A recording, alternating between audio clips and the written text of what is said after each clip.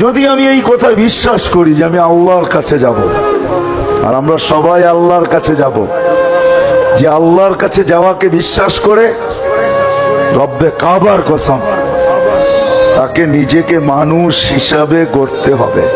আর যদি না গড়ল তাহলে ওই কথাই সত্য, যদিও মানুষ হিসাবে অস্তিত্ব নিল, সৃষ্টির সেরা হিসাবে অস্তিত্ব নিল,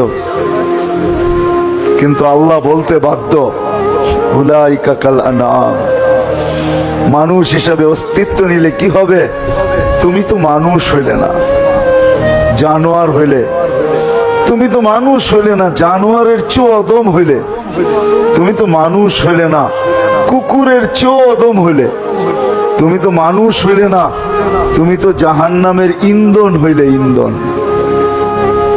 সত্য এটাই, আমাদের এই ছোট জীবনটা কিন্তু এই জন্যই।